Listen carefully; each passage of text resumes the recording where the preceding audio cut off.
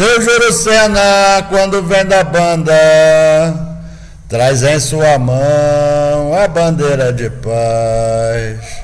Ele é seu Ogum de Aruanda, ele é vencedor de demandas, ele é seu Ogum de Aruanda, ele é vencedor de demandas. O que acabou? O que acabou? Bom, sou Ganjaçanã, sou confirmado Abajigã, na casa de Runhoca Mucengue, o terceiro ou quarto barco da casa de seu Zezinho da Boa Viagem. Me confirmei em 20 de outubro de 1973. Tenho esse nome de Jaçanã, não é nome de santo nem de Gina, porque eu fui agraciado de ser batizado aqui na nossa casa com o nome do caboclo dirigente, fundador do nosso terreiro, o caboclo Jaçanã. Terreiro esse que agora, dia 23 de abril passado, completou 68 anos de existência e de funcionamento.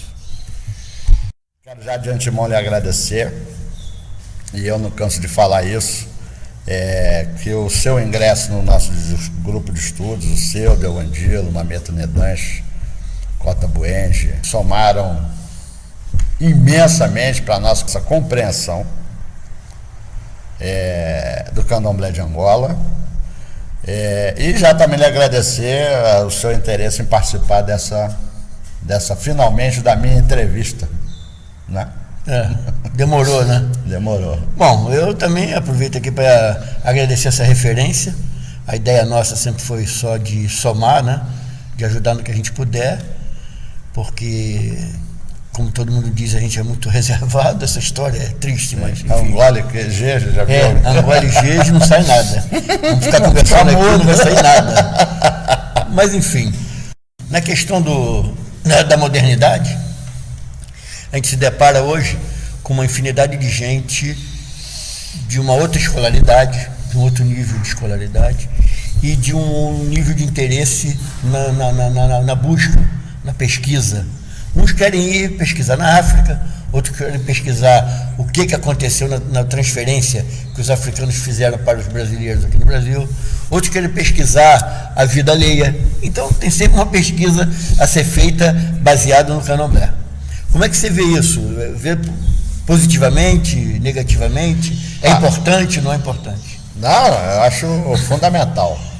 Eu acho que a academia, de uma forma geral, nos deve, até mesmo como reparação, um estudo aprofundado e sério sobre as nossas tradições, além da questão da força do trabalho, que construiu efetivamente a riqueza do Brasil.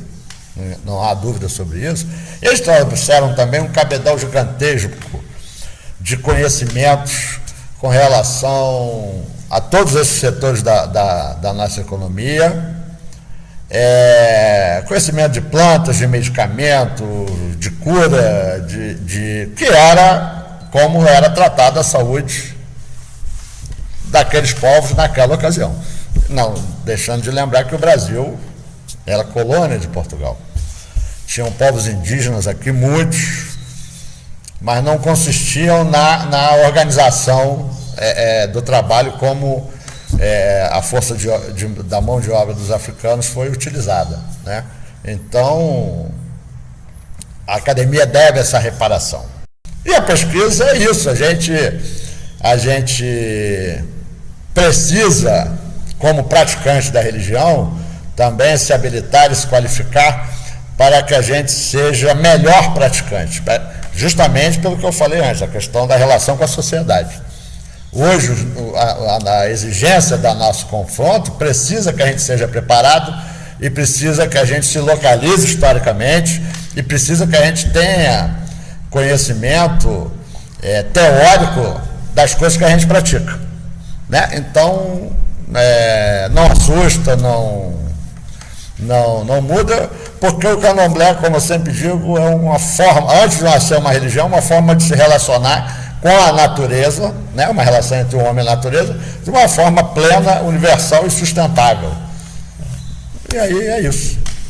Perfeito. Isso é, pô, bastante coisa. Mas isso é fácil. Tirar de você é fácil. Um abraço grande. Muito obrigado, querido. Foi uma honra. Antes de qualquer coisa, eu quero mais uma vez deixar o registro público da imensa contribuição que o seu ingresso aqui no nosso grupo de estudos sua, do Muigi, Mameto Nedan, Escota Buenge, do Nildo Mumbandequi. O ingresso, a chegada de vocês ao grupo trouxe assim uma contribuição fantástica e abriu o nosso leque de conhecimento de uma forma incomensurável, né? Então já queria deixar isso registrado também e já acho que em nome de todas as outras pessoas do grupo e do Brasil inteiro, agradecer também pelo seu empenho e do Muigi na produção, na organização do Falando de Axé Angola, que certamente trouxe à luz várias histórias, discussões e uma série, realmente uma contribuição fabulosa. Muito obrigado. Quem agradece sou eu, né? Porque falar de inquice é complicado, difícil, quase ninguém fala, você vê muito folhetim, mas a pessoa falando seriamente num programa de tão grande importância que tem o teu grupo de estudo, quer dizer, o nosso, eu acho que eu posso me incluir. Certamente, né? Certamente. Então isso foi um ganho para todos, para a religião, acima de tudo. Poderia ser eu, como poderia ser outra pessoa, contanto que fosse sensata para fazer as coisas certas. Mas vamos falar do senhor, que importa. O senhor é uma pessoa, além de estima, eu tenho uma consideração muito grande para o senhor, mas vamos deixar essa babação para o lado. Eu quero saber uma coisa: quem foram os seus grandes mestres que foram relevantes no seu aprendizado e quem é que o senhor está preparando, quem é que o senhor está ensinando seus discípulos? Discípulos? Isso. Bom, falar de mestres para mim é certamente uma honra, porque o meu grande modelo como pessoa, como Ogã, como Cambono, como era tratado aqui na Umbanda, até os guias trouxeram como a gente chama, um ponto em homenagem a ele, foi o Gamelo, que era meu avô, e foi o Ogã da Oxum de Seu Zezinho da Boa Viagem, e que foi o Ogã que coordenou nossa casa a vida inteira.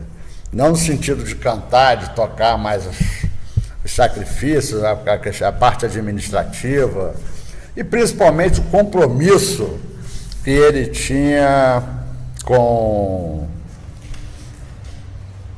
as ordens dadas pelos santos, com as orientações dadas pelo nosso mestre aqui, que era o Caboclo Jassanã.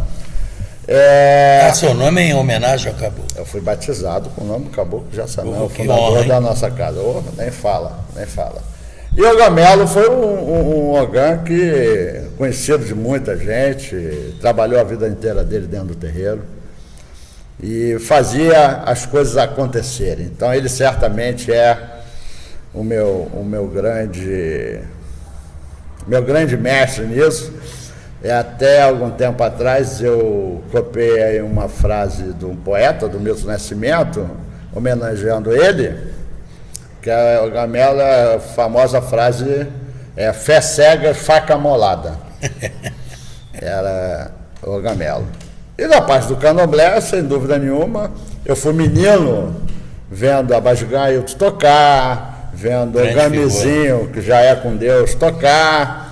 E agora, mais para minha fase adulta, foi Ogã Bobosa e Ogã P. Bernardino, lá da Roça do Ventura, que os dois também já são com Deus. E ali foi a minha, vamos dizer assim, a minha coroação em termos do conhecimento mais sofisticado, mais apurado, mais aprofundado acerca das coisas da nação. Então, no final, eu acho que, e muitos outros, que eu não sei agora citar assim, mas a gente que é Ogã, a gente aprende todo dia, né? Eu recentemente aprendi uma cantiga com o Ogã Igor, aprendi uma outra cantiga com o Ogã Léo, enfim. Então a gente está sempre nesse processo de aprendizado e do conhecimento. Agora, com essa experiência do grupo de estudos também, contato contigo, com o Mogi, com o Alabim Mário Jorge, o Kleber, nossa, tanta gente que vem aqui, e a gente está sempre apurando, somando, e o conhecimento vai se acumulando. O seu legado é grande, você sabe que seu legado é muito grande e muito importante, você serve de exemplo, as pessoas querem te escutar. E os discípulos, está ensinando alguém que você veja que fala, esse aí vale a pena? Olha, eu não sei se eu tenho esse cabedal todo de conhecimento para ter discípulos, mas eu acho que na convivência tem meu filho, né? O Gregório, tem o Kaique, que são 2 meninos, um de 11 e outro de 9, muito interessados nessas coisas. Tem as pessoas daqui da Casa de Santo que a gente convive, tem as pessoas nos candomblés que a gente vai, que é onde a gente tem a oportunidade de dar um toque, de falar alguma coisa, porque essa coisa do aprendizado está meio complicado, né? Eu acho que aprende quem quer aprender. Com certeza. Quem tem interesse real de aprender. Não o aluno vai à escola, né? Não é?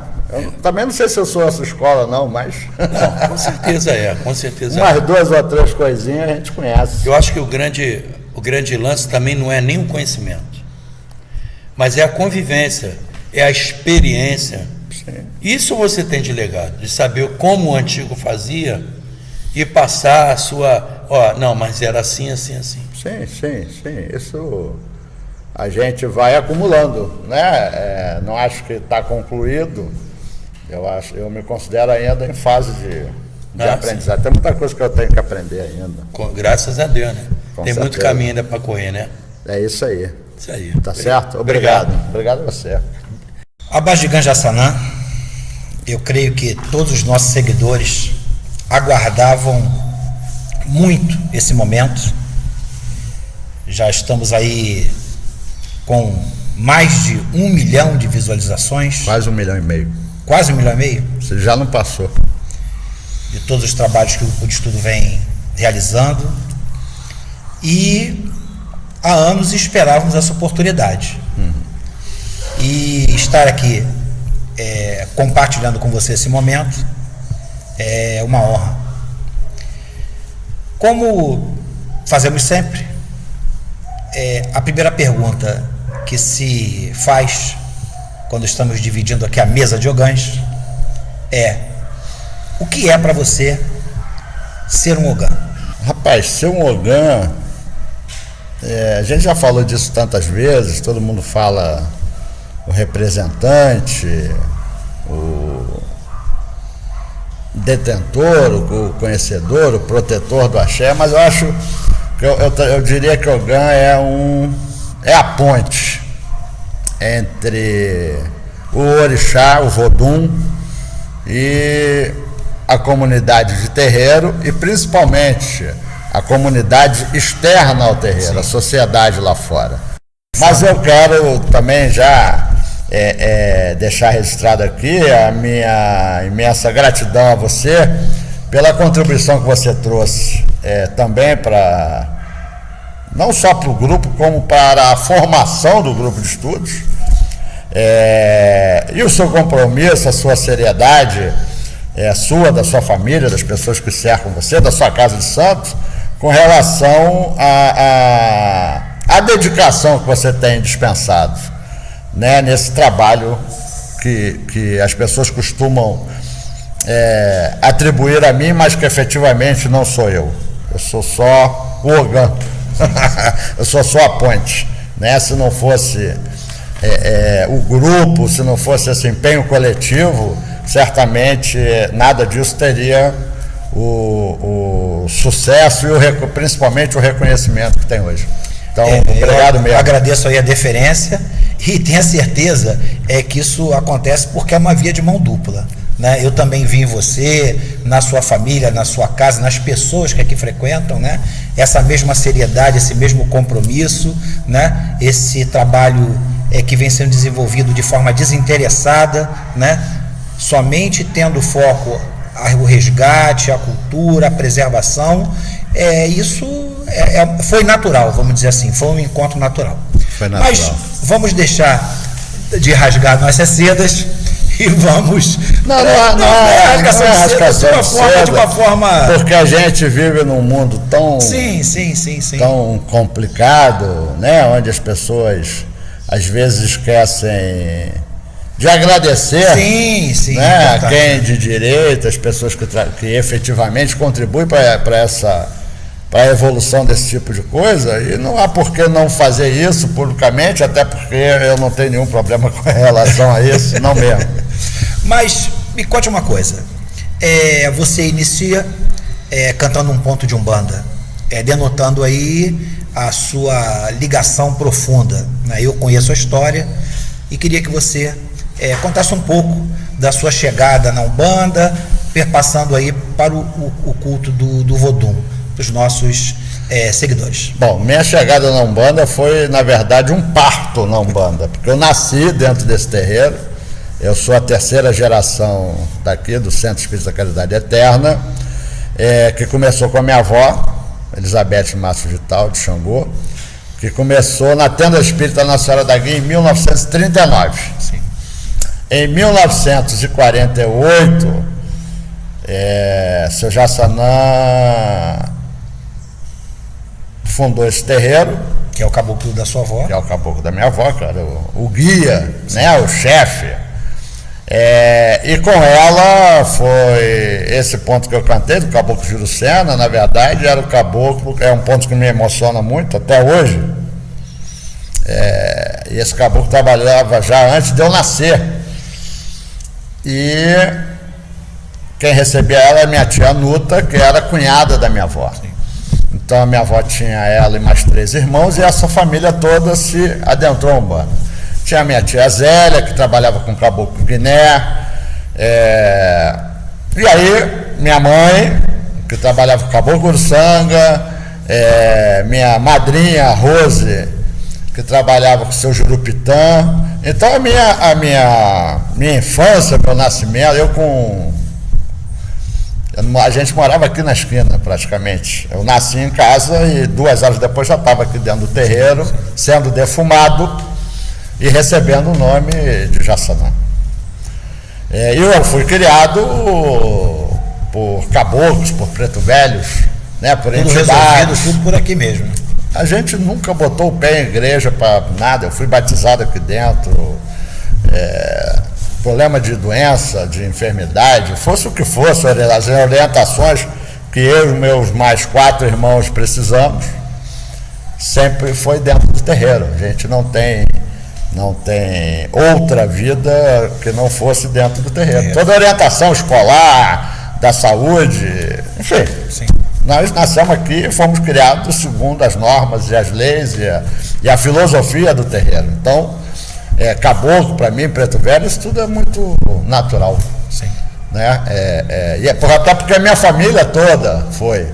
O meu pai, que não era, a família do meu pai não era católica, mas meu pai se apaixonou por minha mãe e acabou frequentando aqui o terreiro, muito mais por conta dessa proximidade do que... Mas ele tinha uma fé tremenda nessas coisas. Sim. Né? Tem várias histórias com relação a isso. E você jovem já gostou do atabaque? Ou como é que foi essa sua aproximação da percussão? Rapaz, quem tocava o tambor aqui era o Rui, o Celso e o meu tio Valmir, irmão da minha mãe. Que é até a foto que está no Facebook hoje. Sim. E aí, à medida que eu fui crescendo, é claro, você dentro do terreiro, cantar e tocar um tambor é um negócio muito bonito, muito atraente. E eu acabei seguindo nisso, já com 8 anos para 9 anos, eu já tocava uma macumba inteira, uma sessão inteira, uma festa toda. Jovem. Eu, meus 2 irmãos, e meu primo Beto, enfim. A gente já assumiu ali, só dava nós. E o ingresso no Candomblé? Isso é uma história também comprida e longa. Eu tenho uma irmã, Cristina, que passava mal. Ela, com 6 para 7 anos, começou a bolar. Hoje, né, a gente sabe o que é bolar. Então ela bolava na praia, bolava na rua, na escola, onde tivesse, ela tinha lá. E o caboclo de Jaçanã que dizia que a mediunidade dela não era dessa coisa de umbanda, que teria que procurar uma outra solução, mas que tivesse paciência que ia se resolver. E ela foi crescendo, e essas coisas começaram a ser mais frequentes, mais encurtadas as crises, né? Até que um dia Jaçanã deixou a determinação que a minha avó fizesse o santo dela para preparar a casa para receber o santo da minha irmã, porque ele não queria, como dizia, o povo dele fora daqui desse terreiro. E aí minha avó foi fazer santo, nessa minha avó fez, minha tia Zélia fez. Década de 60, 70? Final de 60, 68 para 69. Aí minha tia Zélia fez, minha mãe fez. E aí minha irmã acabou sendo iniciada. Minha prima Jussara fez. E aí minha irmã foi iniciada em janeiro de 72. Sim. Com 9 anos de idade. Tá, o Mulu, e ela hoje é quem é a cabeça aqui, né? A Vodunce responsável pelos serviços de Vodunce. Né? Eu sou o administrador, eu tomo conta, eu que compro, eu que pago, eu que resolvo todas as pendegas práticas da vida dos santos, que a gente não pode se desvencilhar disso, e ela hoje é quem é que está à frente dessas coisas da direção espiritual da casa. E você, como foi a sua passagem?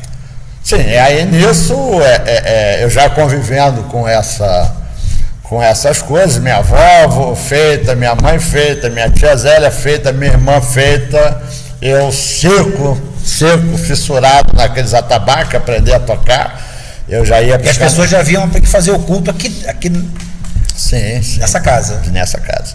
E aí minha avó, eu já ia aos candomblés com a minha avó e ficava sentado do lado do atabaque a noite toda, fixado, tentando gravar mentalmente aquele som, e aí ia para casa, e até o próximo candomblé eu ficava tentando reproduzir aquelas batidas, e assim foi, até que em 73 eu falei, não, eu quero fazer, eu preciso, eu gosto, eu tô afim, tô aqui para somar, já era quem tocava mesmo. Sim. E eu falei, não, eu quero. Eu falei, não, mas eu quero. Eu tinha 15 anos na época. E fiz, e me confirmei, e tô aí até hoje. Passei 5 anos fora do Rio, fui morar em Nova York, morei em Pernambuco, morei em Poços de Caldas, mas um dia, depois disso tudo, o caboclo mandou um recado para mim.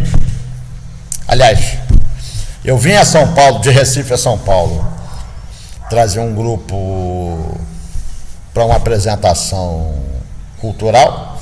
Na volta eu passei no Rio, foi no dia 13 de maio de 1989. E aí foi até a festa de Preto Velho, vim, tomei a benção vovó, a Sabina, aquela festa toda, toquei para ela. No final da sessão, sem ninguém esperar, a Jaçanã baixou e falou para mim o seguinte, falou, o Negrinho, o caboclo já deu a corda toda, que o Negrinho já passeou bastante, agora está na hora de voltar para casa, que meu burro está cansado e precisa de você. Falei, tá bom, eu estava empregado em Pernambuco, uma vida muito legal, morava em Olinda, e cheguei lá, retomei minhas atividades, e aí uma mudança lá de governo, fomos todos demitidos, e um mês depois eu já estava de volta no Rio. E aí passei a ajudar de forma mais efetiva com os trabalhos da casa, né? Rebó, essas coisas todas. O seu Melo já estava também, já tinha tido 3 infartos, essas coisas. Sim. E aí, tô aí. Antes de ingressar na sua trajetória pelo terreiro de Ventura, como todo mesa de ogãs, pediria que você cantasse uma cantiga. Pra quem? Quem o senhor desejar? Rapaz, é muita coisa para cantar. Aquela cantiga que lhe emociona. Porra, aí é muito. Lugar comum de todo mesa de Ogã. Isso é um detalhe. Eu, por exemplo, eu gosto muito dos Modubi de Sobor. Eu gosto muito das cantigas de Sinrum, que são belíssimas. E tem os pontos de caboclo, dos caboclos, que a gente aqui no terreiro tem um repertório, que é um repertório fixo. Sim. De pontos que eu não era nem nascido, já se cantava aqui. A minha avó foi contemporânea, um ponto que eu gosto muito, do Sete Ondas. Estava na beira da praia quando eu vi Sete Ondas passar. Esse ponto também é belíssimo. Tem os pontos do caboclo que nossa, é muita música bonita, uma musicalidade fabulosa. Eu acho que isso é um dos grandes atrativos das religiões de matriz afro-brasileira, incluindo aí a Umbanda, evidentemente. Mas uma que eu gosto, que lembra muito do som da minha avó, que foi uma cantiga que eu aprendi no Ventura já há algum tempo atrás, que é Runhosazon, Runhó Mumerê, Rumerê no delo, Zazon Belo Gé, Runhó Mumerê, Zazon Berequecé, Runhó Mumerê, a avó dum serrum, a avó dum serrum. Muito bem. Sobor, Babag, de Vodunzaca, um Modubi de Sobor, porque a minha avó era de Runhó, enfim. Mas aí a sua saída aqui do Rio de Janeiro para buscar essa origem do Geis. Conte aí como é que foi. Rapaz, isso, enfim, eu fui criado ouvindo cantar. Quando entrei para o candomblé, os atabaques e as cantorias me fascinaram, e eu sempre cantei candomblés.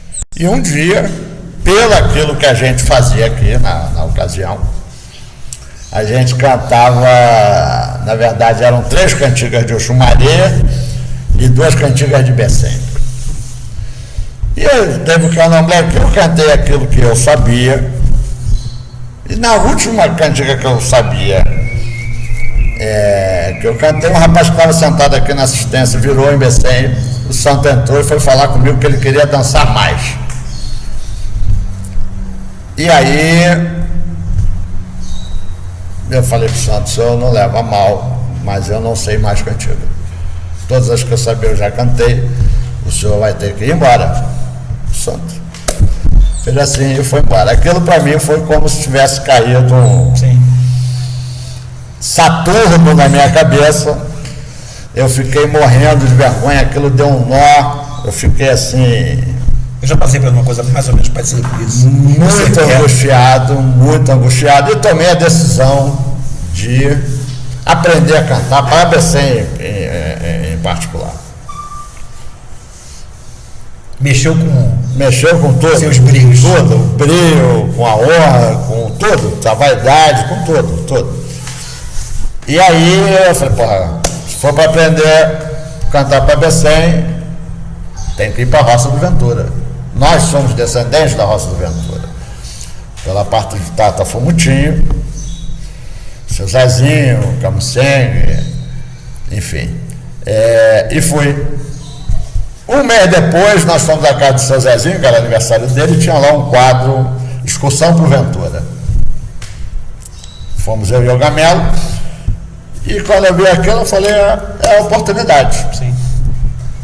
Combinamos com ele que a gente iria, mas não iríamos na excursão, até porque a gente tinha que retornar por conta de algumas funções aqui. Fomos de carro, eu, ele, minha avó. Isso em dezembro de 93. E aí, rapaz, eu encontrei aquilo que eu entendia, ou sentia, ou imaginava enquanto candomblé. Eles foram para uma função.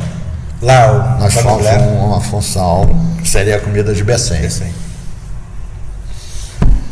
E quando eu cheguei lá, como o povo fala por aí, caíram todas as fichas, mas assim, muitas ao mesmo tempo. Eu vi uma cerimônia emocionante, que foi um monte de gente ao redor de um atinsá, o Gam Barbosa tocando gam, cantando praizão, que eu nunca tinha visto aquilo aqui no Rio. E as pessoas respondendo, aquelas mulheres com aquelas vozes agudas, no meio do mato, um grelo cantando fundo. Foi quase que um sonho, foi assim, uma coisa estupenda, maravilhosa, uma imagem que não sai, está registrada, ficou registrada e é a minha imagem. Isso foi em dezembro, nós viemos embora. Depois dessa obrigação da matança de Aizan, não teve o candomblé para os Andró, que eu não entendi absolutamente nada do que aconteceu lá, e aquilo me deixou mais fascinado ainda. Como eu já tinha me apartado do meu pai de santo, minhas coisas já estavam aqui na nossa casa. Quando foi em maio de 94, Dona Egamo Locos, Augusta Maria da Conceição Marcos, veio ao Rio, para a casa de Mãe Alda, com o Fominho Oiace, ali no Farrula, e eu fui estar com ela. E ao estar com ela, eu falei, eu quero dar obrigação com a senhora, eu quero acertar minha vida, eu quero acertar meu pé, eu quero acertar minhas coisas, eu quero, enfim. Ela ficou assim um pouco desconfiada, era muito natural. Mas ela veio aqui, deu a obrigação aqui, acertou algumas coisas minhas e foi. Isso em maio de 94. Quando foi em janeiro de 95, eu fui para a roça, para a comida de Becém.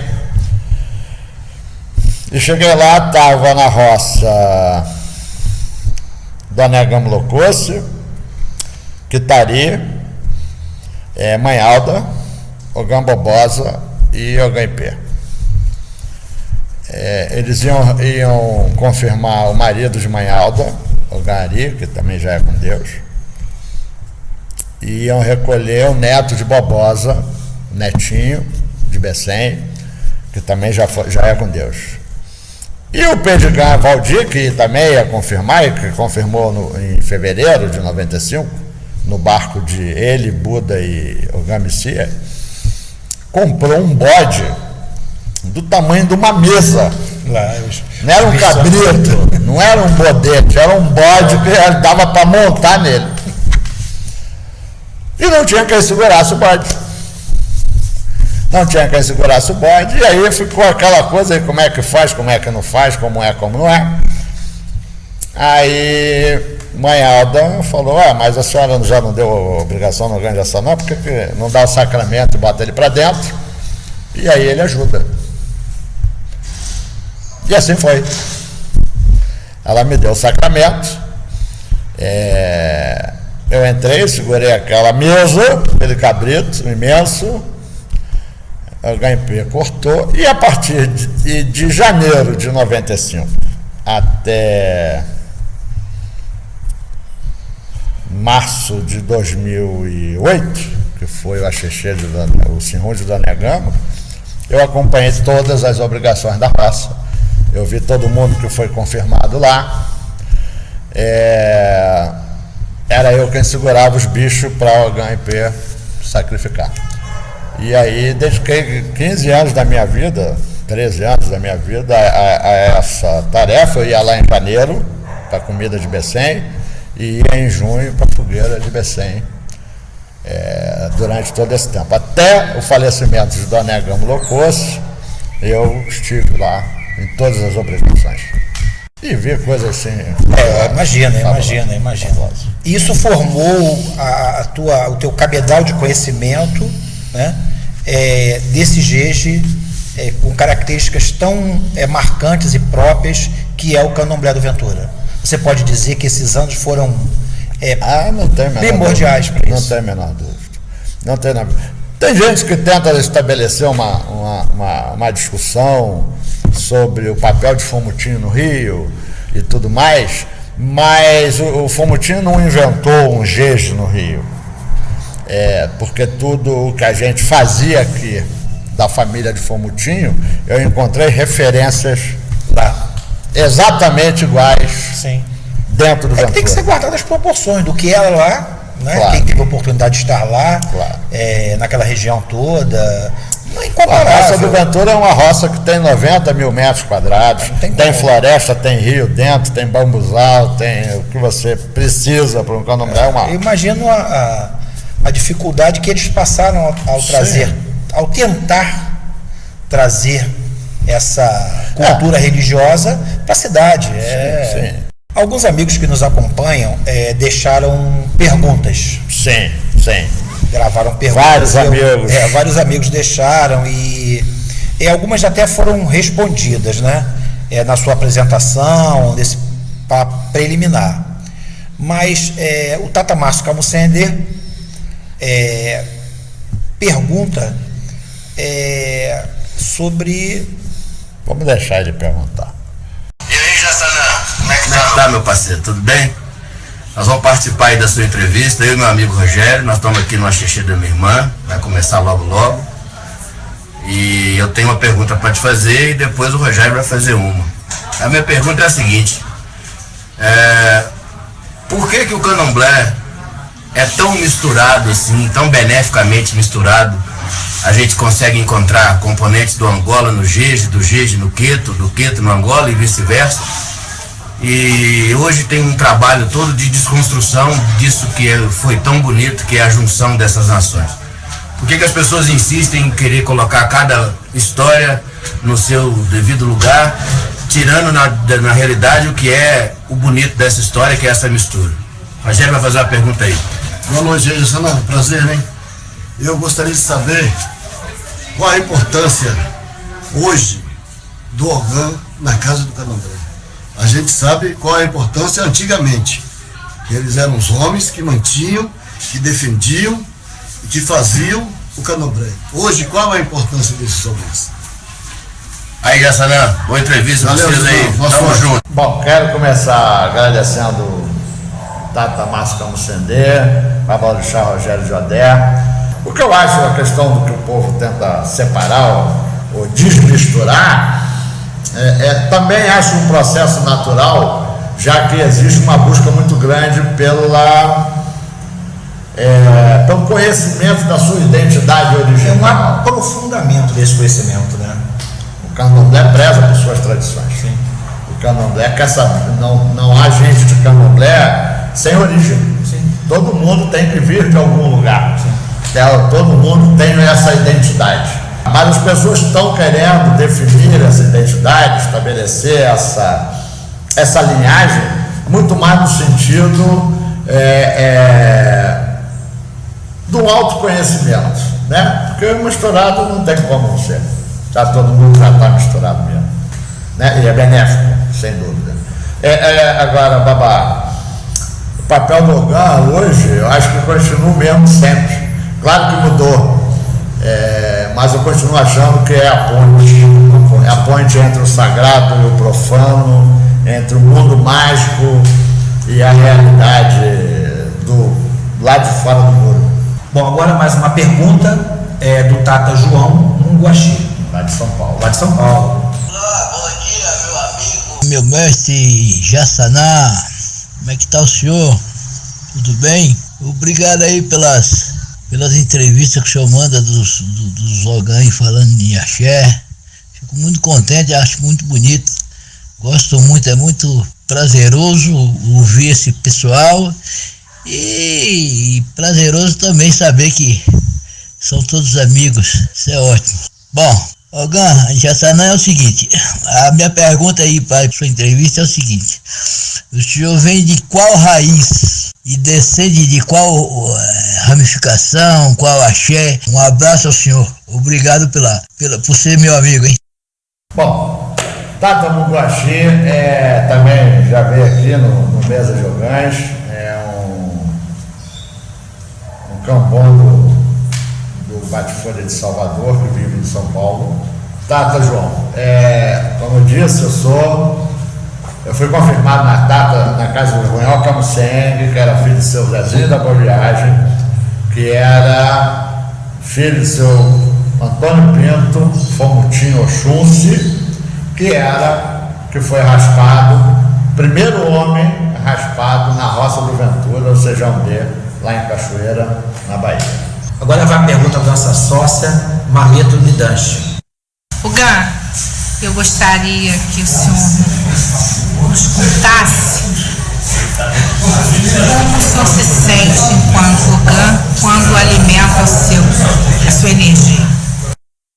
Bom, Mameto Nidanche, como já falei anteriormente, a senhora que tem contribuído de forma ímpar para o esclarecimento desse segmento. Eu vou confessar à senhora e ao Brasil inteiro que quando eu dou comida a meus santos, eu fico muito emocionado, apesar de eu não ter processo de incorporação nem de possessão, mas eu fico arrepiado, eu fico assim, não me dá sono, nem cansaço, nada, muito pelo contrário, eu fico energizado, porque parece que botou uma pilha atômica, a ponto até de eu nem conseguir dormir, a cabeça funciona a 100 mil por hora nesse processo, mas é uma coisa extremamente, é um encontro meu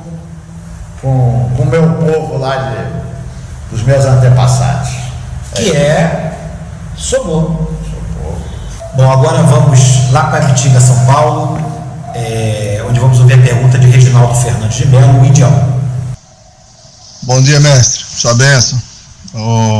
Gã, a minha pergunta, acredito que alguém já deve ter feito essa pergunta, é o seguinte: como que o senhor vê esse processo aí digamos, de reafricanização do candomblé?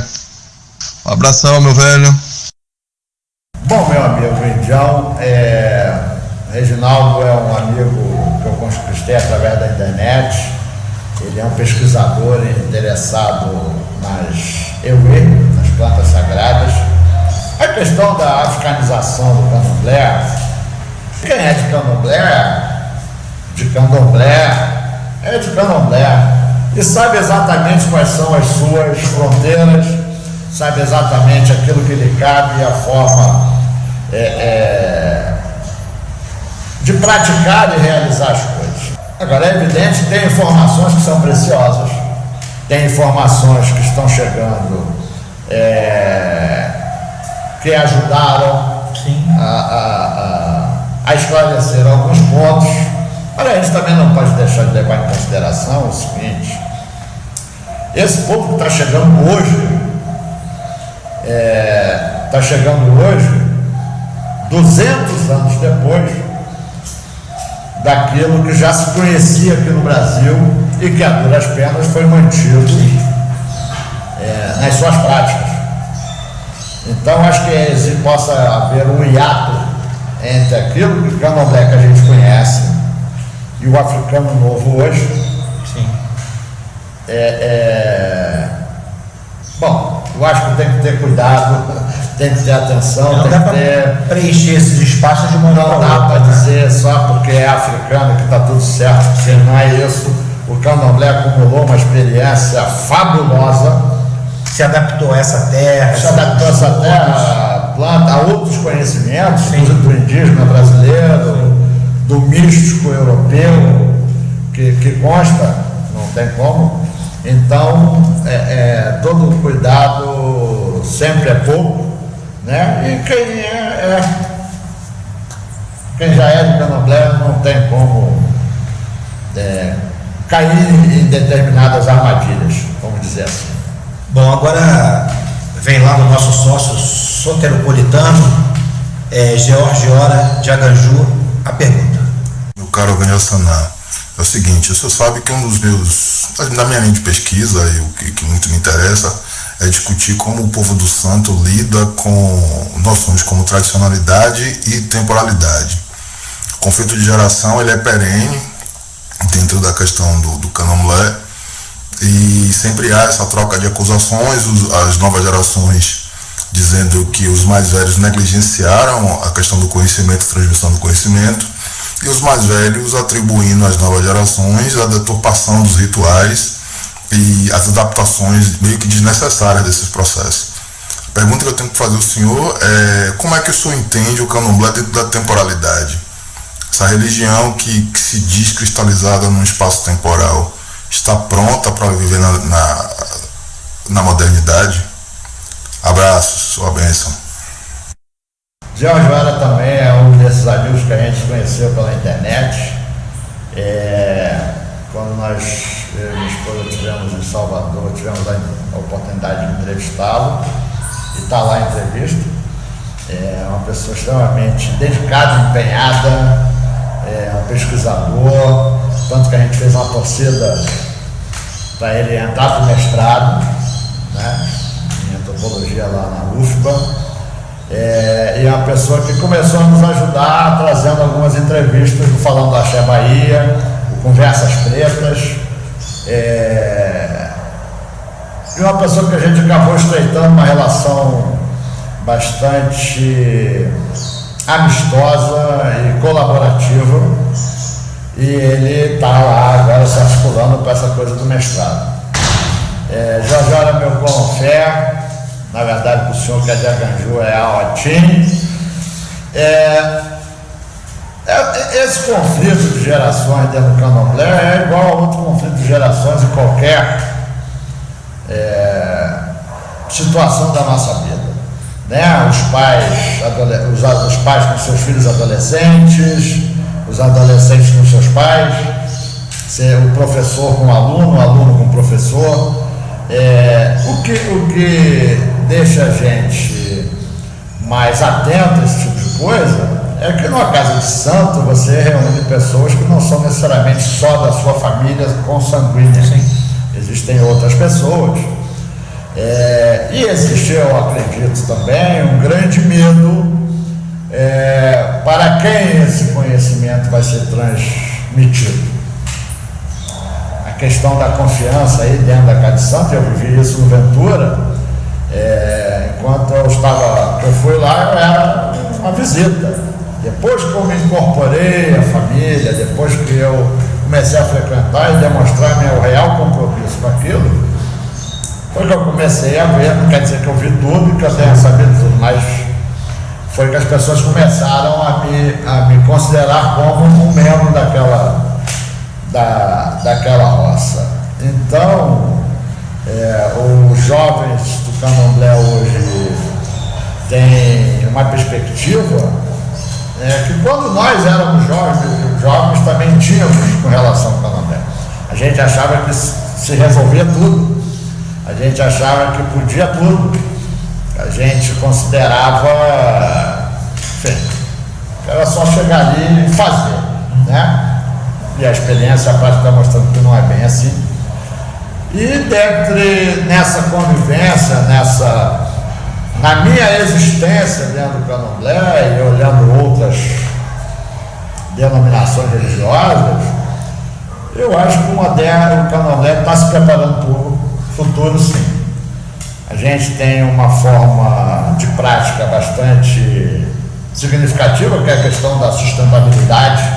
O candomblé não discute isso ainda de uma forma organizada, formal, mas é uma questão real. E eu acho que experiências como essa que a gente está desenvolvendo dentro do grupo de estudos, que eu espero e torço para que se multiplique em todos os cantos do país, vão acabar dando um tom, não é, de um candomblé para o futuro. A gente tem perguntado sempre isso nas entrevistas, o que as pessoas acham que será o candomblé no futuro, e aí já me adiantando, eu acho que o candomblé vai ser a religião do futuro, porque o candomblé tem coragem, pode ainda não ter a resposta, mas tem coragem de discutir as questões do gênero, tem a coragem de discutir uma série de elementos, a questão da doação de órgãos, por exemplo, e várias outras coisas. O candomblé é uma religião, por ser formado originalmente pela classe mais popular, digamos assim, mais preocupado com as coisas da vida, do dia a dia, da sua sorte, né, do seu futuro, dos seus descendentes,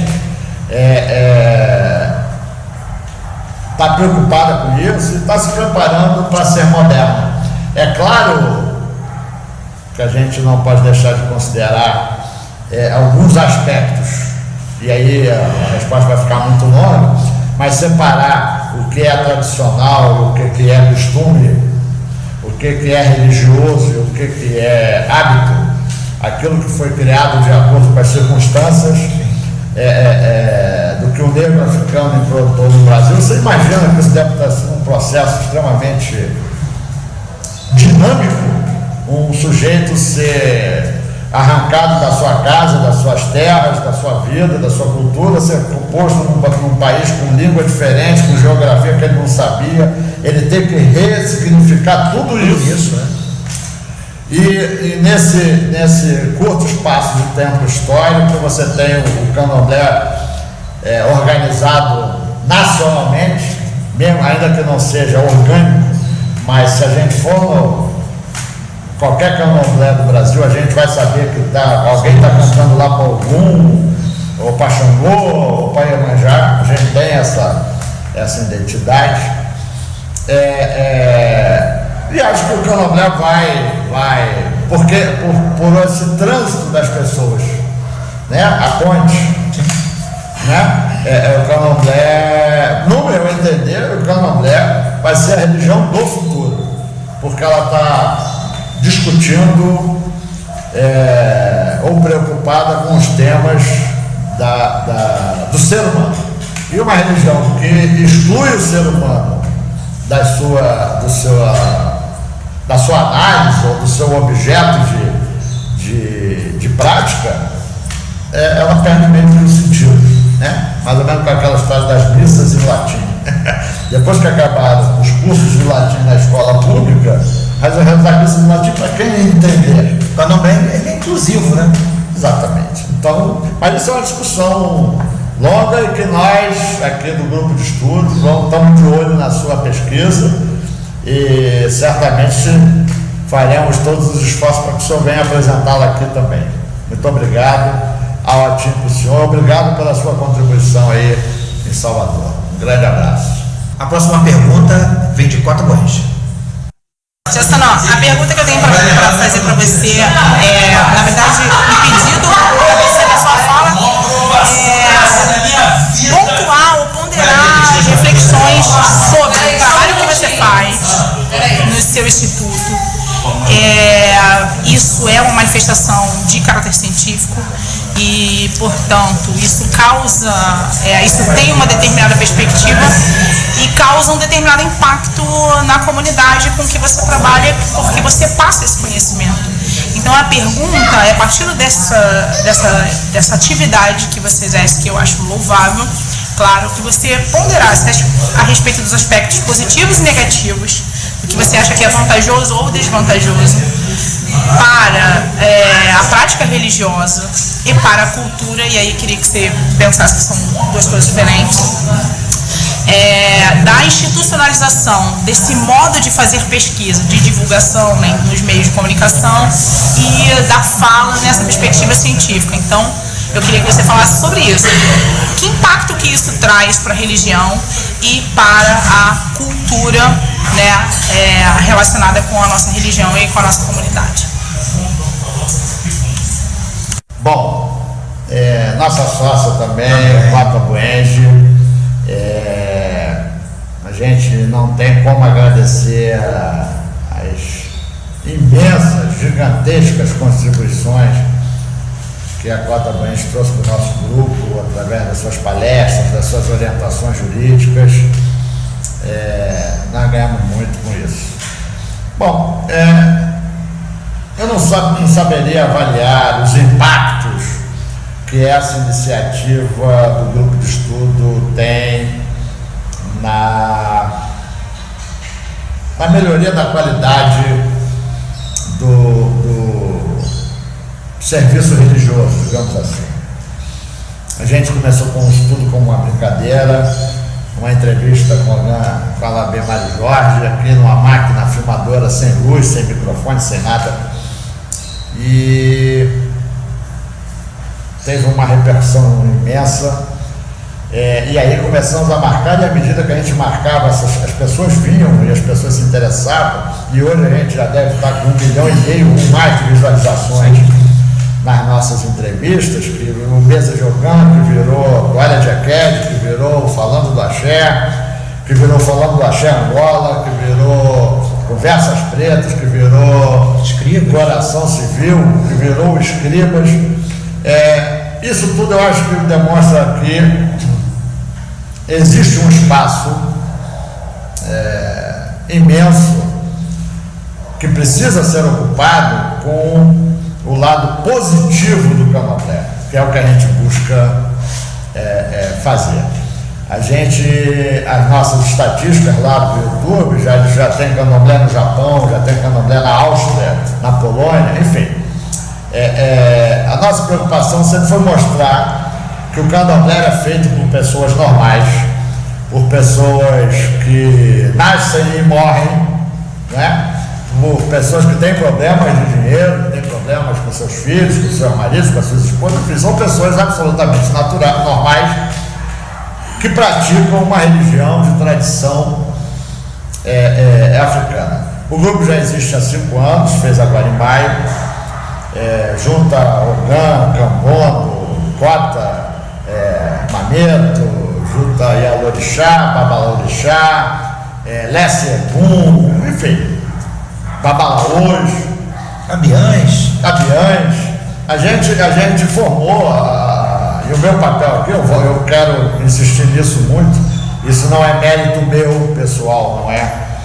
A gente aqui só é a ponte para que as coisas aconteçam. Se não existissem pessoas interessadas, se não houvesse essa fatia desse público muito preocupados em entender o candomblé da sua forma mais extensa, mais profunda e mais até histórica, se não houvesse pessoas interessadas em ter um convívio saudável, pautado no respeito mútuo, pautado na consideração e na amizade, nada disso existiria. Se isso é ciência, eu realmente não sei dizer. Mas a gente tenta trazer aqui temas que são temas propostos pelas pessoas do grupo, e principalmente temas que têm a ver com a prática religiosa dos sacerdotes que frequentam o grupo. Então a gente já teve debates aqui fabulosos. Um deles a senhora acabou trazendo uma imensa contribuição jurídica, que foi a questão de a quem pertence o corpo do morto. Sim. Né? Que advém justamente com um problema causado em uma situação trágica. Como teve a questão do recolhimento do menor de idade. Então são todas questões do dia a dia dos sacerdotes que têm suas casas abertas e que estão enfrentando esse tipo de problema lá. O que a gente tenta fazer é exatamente essa informação privilegiada, de forma a trazer conhecimento, a trazer um conhecimento mais sistematizado para uma prática religiosa dos problemas que a gente enfrenta. Quando a gente consegue fazer essa ponte, a coisa sai bem. E como não somos egoístas, a gente sempre filma e tenta socializar o máximo possível as nossas experiências aqui. E aí é isso. Abajegan Jassanã, o nosso tempo é curto, embora essa entrevista com certeza ela se estendeu mais com uma justificativa de que o público que nos acompanha com certeza vai ficar muito feliz, vai ser muito prazeroso acompanhar esses minutos que excederam ao tradicional. Tomara. Com toda certeza. Agradecer pela oportunidade que me foi dada, por aqueles que me antecederam, para aqueles que colaboraram também com as perguntas. Mas nós não poderíamos encerrar a entrevista, primeiro, com uma cantiga. E logo após essa cantiga, que o senhor respondesse, não vou perguntar como será o candomblé daqui a 20, 30 anos. Eu vou um pouco além. O que o senhor imagina do grupo de estudos daqui a uns 10, 15, 20 anos? Aonde estará o grupo de estudos? Bom, então eu vou inverter a ordem da pergunta. Fique à vontade. Bom, eu torço, eu me empenho, eu desejo profundamente que o grupo de estudos ganhe corpo e que ele se amplie, que ele se divida em outros grupos, que ele crie outros grupos, ou que seja inspirador para outros grupos, que não tenham que necessariamente ser este núcleo. Eu acho que quanto mais gente estiver debatendo, quanto mais gente estiver reflexionando, pensando sobre o candomblé, sobre as suas práticas, sempre no intuito de melhorar e entender, e acho que isso tem a ver com a questão do futuro do candomblé. Eu acho que o futuro do candomblé, os sacerdotes do futuro terão que saber história, geografia, candomblé, cantar, saber iorubá, saber fombê, saber banto. Vai ter que ter uma multiformação para que sejamos cada vez melhores para representar Vodum, Inquice, Orixá frente à sociedade, os nossos adversários, ou melhor, nossos inimigos. A gente vê isso a toda hora, são absurdamente estruturados em termos de dinheiro, em termos de poder, de mídia, em termos de articulação política. A gente não pode definitivamente se esconder mais disso, até porque a própria sociedade que tem essa cultura no seu DNA, requer da gente esse tipo de conhecimento e de postura. A gente precisa aparecer para a sociedade de uma outra forma. E espero que o grupo prossiga, que continue, que dê filhotes, que tenha um grupo lá em Sepetiba, que tenha um grupo na Bahia, em Minas, em Pernambuco, Manaus, no Rio Grande do Sul, enfim, que a ideia do grupo de estudos se dissemine de uma forma positiva. A gente, eu não posso falar isso, a gente está aqui para contribuir, e todos esses projetos são sempre no sentido de dar visibilidade às iniciativas, como a questão lá do Conselho de Matriz Africana de Itaboraí, o pessoal de Sepetiba também, a gente já, com as propagandas que a gente fez aqui, ajudaram a construir organizações lá, e espero que isso se propague. E no que precisar, nós estamos aqui, isso é uma comunicação fabulosa, é instantâneo, é fácil, é barato, é tudo de bom. Tudo de bom, certamente, tudo de bom. Certamente. Encerre com aquela cantiga que lhe emocione. Vou deixar o senhor fazer um pedido. Bessem. Então, para despedir com o Bessem, que ela é bom. E me juntando, e me juntando, que ela é bom. É isso. Ao Bubu.